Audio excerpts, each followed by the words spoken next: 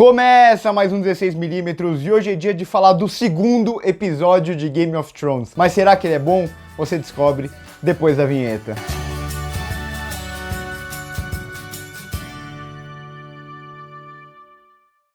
Pra você que é novo no canal, esse vídeo não é uma crítica do episódio, mas sim alguns comentários sobre ele, a crítica que a gente vai fazer da série como um todo quando acabar essa temporada. Mas antes de começar a falar sobre o episódio, só passar um recadinho rápido pra você que ainda não conhece, agora o 16mm tem um podcast e eu vou deixar o link do Spotify aqui na descrição, mas tá em muitos outros agregadores também. E só lembrando que é óbvio que esses comentários têm spoilers. Como eu disse no vídeo passado, a batalha não devia começar nesse episódio e ela realmente não começa.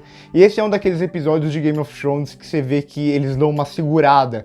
É aquele episódio de 1 hora que poderia ser resolvido tranquilamente em 40 minutos. Ele me lembrou demais o segundo Senhor dos Anéis ali, pré-batalha do Desfiladeiro de Rohan, que tem toda aquela parte de preparação, aí tem umas conversas, onde tem muitas pessoas no meio que não são guerreiros, pessoas comuns que estão tendo que lutar. E o que me lembrou também Senhor dos Anéis foi o Pod cantando, que me lembrou muito o Pippin cantando no terceiro filme, mas... Bom, mas vamos direto pro episódio, eu vou listar os acontecimentos e meio que comentar cada um. O episódio abre com Jaime sendo julgado ali em Winterfell, tem até um fato curioso que o Bran fala exatamente a mesma frase que o Jaime falou antes de empurrar o Bran na primeira temporada, mas ele não entrega o Jaime porque o Bran sabe que o Jaime é outra pessoa, o Bran mesmo é outra pessoa, e como eu havia dito no episódio anterior, o Bran ele se sente meio grato pelo Jaime ter levado ele pra esse caminho de ter se tornado o Corvo de Três Olhos. E ali a Sansa e a Daenerys vão meio contra o Jaime, o que era de se esperar. A Daenerys até cita o fato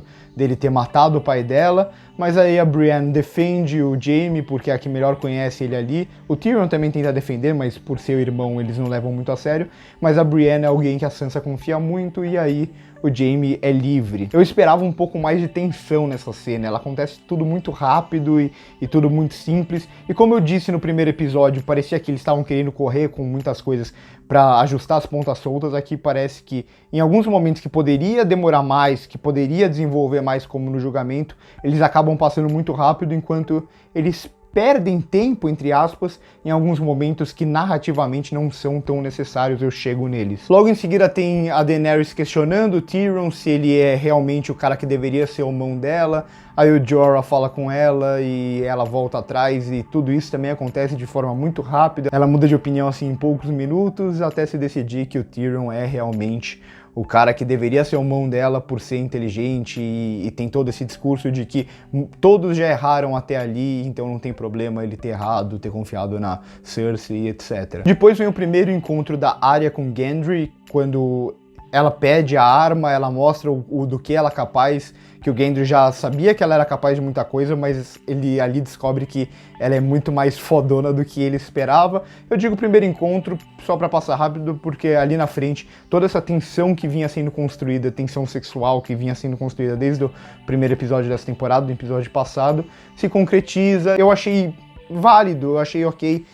Muita gente pode falar, mas isso aconteceu meio do nada, mas pelo contexto, a Arya deixa bem claro o porquê disso. Eu acho que funciona muito bem dentro do episódio essa relação dos dois. Depois tem o Tyrion e o Jaime conversando e ali meio que se concretiza que o Jaime sempre soube que a Cersei foi essa pessoa, apesar de antes ele confiar nela, ele sempre soube quem ela era, e a série meio que confirma essa gravidez dela. É mais uma vez a série batendo na tecla de que a gravidez é real, então eu estranharia se fosse só um jogo da Cersei, porque é muitas vezes a série batendo nessa tecla, e eu acho que seria meio desnecessário se isso não fosse real, eles ficarem reforçando isso toda vez. E aí começa mesmo as cenas de preparação para a batalha, aí tem alguns encontros, tem a Brienne e o Jaime, e o que esse episódio apresenta muito é o quanto cada pessoa desenvolveu ao longo da série, como eles eram no começo e como eles estão agora. Parece que é a série piscando pro público, piscando para as pessoas e falando: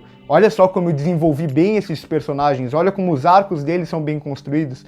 Eu acho que isso não era tão necessário, mas como a gente já tá na última temporada, pode ser que muita gente não lembre de tudo que eles passaram, então esse episódio tem muito desse relembrar do arco de cada um, como o Tyrion mudou, como o Jaime mudou, como a Sansa mudou, como a Daenerys mudou. Então o episódio bate muito nessa tecla, é principalmente o foco do episódio é esse. Em seguida vem um conselho ali pré-batalha, que tem um dos pontos mais importantes do episódio, que é se concretizando qual é a principal motivação do Rei da Noite. Ou será que é só essa motivação? É o Bran falando que o Rei da Noite tá atrás dele, como muita gente já especulava, eu mesmo já esperava por isso, e dizendo que o Rei da Noite quer acabar com ele porque ele é basicamente o Corvo de Três Olhos e é basicamente a memória do mundo. Então o Rei da Noite quer destruir ele e quer acabar com a memória do mundo. Isso poderia ser muito fraco, poderia ser só um bem contra o mal. Muita gente podia esperar que a motivação do Rei da Noite fosse muito mais inesperada, mas eu gosto, porque se você lembrar, o Rei da Noite foi criado, os White Walkers foram criados, e o Rei da Noite foi o primeiro deles, pelos Filhos da Floresta, para defender os Filhos da Floresta dos próprios humanos. Então os White Walkers, eles meio que não têm escolha de se tornarem White Walkers. Principalmente o Rei da Noite, que foi o primeiro deles. Então, ele foi criado para acabar com a humanidade desde o começo. Então, é uma motivação válida, é uma motivação esperada e que faz sentido. Ele tá, em uma forma, lutando uma guerra que inicialmente não era a guerra dele. O episódio tem mais alguns encontros, alguns diálogos que eu acho que não vale muito a pena ficar perdendo muito tempo neles. Por exemplo, ali os 3 que sobraram da Night Watch, ou também o Beric sentado conversando com o Cão e com a Arya, ou o que se forma ali, que é o grupo que começa a beber ali com Tyrion, com a Brienne, com o Tormund, e é quando a Brienne se torna cavaleiro. Então eu acho que tudo isso eu gasto um bom tempo nessa preparação para o próximo episódio. Esse basicamente é um episódio que é só uma ponte entre o primeiro e o terceiro, que é quando vem a batalha mesmo. Como eu já havia dito no vídeo passado, esse terceiro episódio vai ser dirigido pelo mesmo diretor da Batalha dos Bastardos. Antes que eu fosse esquecendo, aqui mostra também a arma da Arya. Não é nada demais, mas eu achei interessante porque ela relembra o formato ali daquele bastão que ela usava quando ela treinou com os Homens Sem Rostos, e por ela ter treinado com algo nesse formato, é interessante que ela use um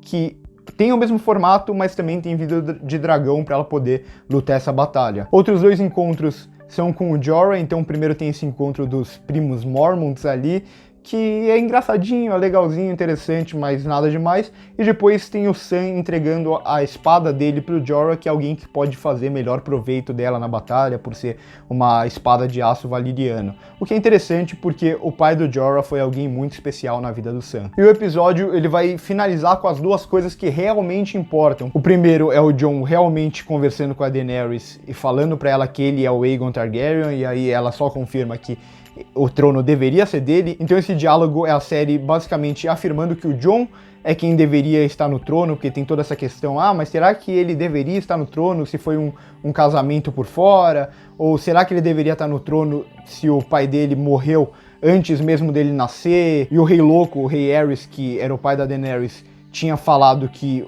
o sucessor dele seria o Viserys, e o Viserys morrendo, então não deveria ser a Daenerys. Então tinha toda essa questão, mas ali basicamente a série fala, não, quem tem direito ao trono é o Jon, e a Daenerys mesmo afirma isso, e deu pra ver como ela não fica muito satisfeita. A vida inteira dela foi ela tentando chegar no Trono de Ferro, e quando ela descobre que ela não tem esse poder todo, vamos ver como ela vai agir daí pra frente. Deu pra mostrar esse desconforto, mas não dá pra saber se é algo imediato pelo choque que ela não esperava, ou se ela realmente não vai aceitar isso.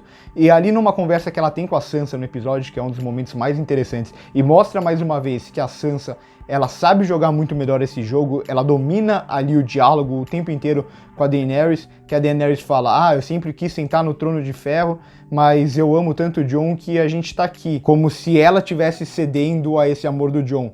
E aí a Sansa, ela pergunta, tá, mas e depois que a gente ganhar de tudo, você vai sentar no trono?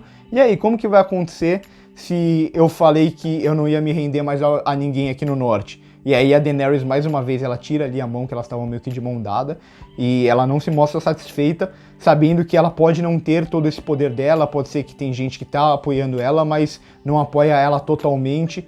Então mostra mais uma vez essa sede pelo poder da Daenerys. Vamos ver onde isso vai dar. Pra mim, pelo menos, isso é uma coisa muito pessoal minha, ela já vai demonstrando um pouco da loucura que os Targaryen têm normalmente, que é sempre essa obsessão pelo poder e a loucura, e pra mim essa loucura já vem aparecendo aos poucos.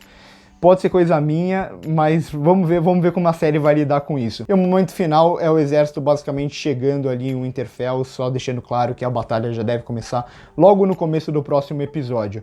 E uma coisa curiosa é que esse episódio se passa inteiro em Winterfell e em nenhum momento tem King's Landing, a Cersei não aparece, só pra mostrar que ela tá bem sem função na história, ela só tá esperando acabar toda essa batalha pra chegarem nela e ela ter alguma importância. Então, até o momento é basicamente isso. Então é isso, se você gostou do vídeo, já deixa o seu like, comenta aí embaixo o que você achou, se você concorda ou não comigo, e se inscreve no canal se ainda não é inscrito, e não esquece de passar lá e escutar o nosso podcast que tá muito legal. É isso e corta!